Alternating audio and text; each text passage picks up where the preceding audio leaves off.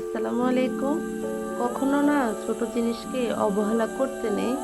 যার কারণ হচ্ছে কোনো একদিন এই ছোট জিনিসটাই আমাদের জন্য বড় আকারে রূপ ধারণ করতে পারে। তো সেটাই একটু আপনাদের সাথে তুলে ধরলাম। আমার ভাসুরের ছেলে, ওর হচ্ছে মাথায় ছোট্ট একটা ঘামাচি দেখা গিয়েছে, ছোট্ট একটা বিছি গোটা যেটাই আমরা বলে থাকি আরকি। তো প্রতিদিন ও মাদ্রাসায় যাওয়া আসা করে। আর যেহেতু মাদ্রাসায় পড়ে সবসময় মাথায় টুপি থাকে। তো কখনো ওর মাকে বলে নাই। তো হচ্ছে ছোট বিচিটাই কিন্তু ধীরে, ধীরে একদিন যখন চুলকানির সাথে একটু রক্ত বের হইছে, তখনই আরকি ও তার মাকে বলে যে, "আম্মু আমার এখানে একটা গোটা ছিল। তো এখন আমি চুলকাইছি আর এই যে রক্ত বের হচ্ছে।" তো আমার জায়ে দেখে একটু পরিষ্কার করে কেন রক্ত বের হইছে, মানে ভাবছিল একটা গোটা বা ওর নখ লেগে হয়তো রক্ত বের হইছে।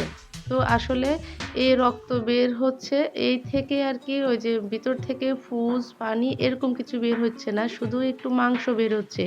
আমরা ছোট বাচ্চাদের যে তালুর মধ্যে যে সরিষার তেল দিয়ে থাকি, ওইখানে ঠিক মানে ওইখানে ওখান থেকে প্রতিদিন একটু, একটু করে মাংস বের হচ্ছে। তো হচ্ছে এখন কি করবে? যেহেতু সবসময় টুপি মাথায় দিয়ে থাকে তেমন একটা দেখে না আর বাচ্চাও কোনো বলে না। তো পরে ৩-৪ দিন পরে আমার জামাই বলে, "দেখি গোটাটার কি অবস্থা?"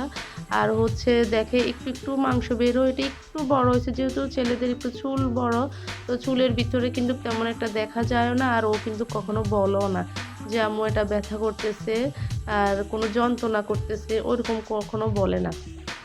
এরকম কয়েকদিন যাওয়ার পরে দেখা মাত্রই কিন্তু তারপর আত্মীয়স্বজন জানানোর পরে তারপরে এটা পরীক্ষা-নিরীক্ষা করে তারপরে দেখতেছে এটা কোনো গোটা না। এটাই এক ধরনের রোগ, হয়তো মাথায় হয়েছে, কারো শরীরের কোনো অঙ্গ হয় আরকি। তো ওর হচ্ছে মাথায় হইছে।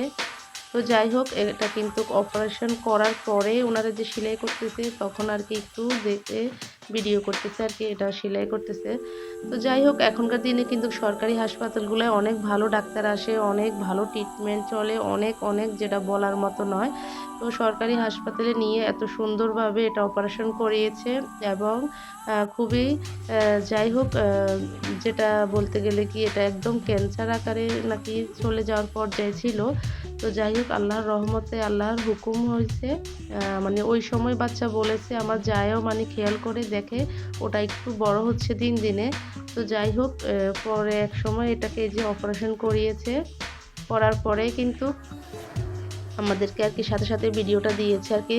তারপরে হচ্ছে যেটা বলতে গিয়েছি যে, আমরা অনেকেই আঙ্গুলের চিবায়, হাতের চিবায় কখনো যদি কোনো কিছু দেখে থাকি, এখানে কিন্তু ধুলাবালুটা আরো বেশি লাগে। তো সেই ক্ষেত্রে আমি মনে করি যে, যেকোনো জিনিস ছোট থাকতেই কিন্তু অবহেলা করতে নেই। সেটাকে একটু যত্ন করলে বা সেটার দিকে একটু নজর দিলেই কিন্তু সেটা আর রূপ ধারণ করে না বড় আকারে। এই ক্ষুদ্র জিনিসেই কিন্তু অনেক বিরাট ক্ষতি করে আমাদের। তো আমরা যদি আসলে আরেকটু সচেতন হই তাহলে এরকম আমাদের এরকম ছোটখাটো জিনিস থেকে আমরা কিন্তু বড় কোনো আকারে রূপ ধারণ করে না। ওইরকম কোনো চান্স থাকে না। কারণ সাধারণত আমার একজন টিচারেরও পায়ে একটা ছোট গোটা হইছে, ওই হিসাবে বলি আরকি। তো উনি যেহেতু আ টিচার তখন রাস্তায় তো হাঁটাচলা করতো, ওই বালিটা উনার পায়ের আঙ্গুলের যে একটা বিসি হইছে, ওই বিসি বালুর কারণেই কিন্তু ইনফেকশন হয়ে ওটা ক্যান্সার আকারে হইছে।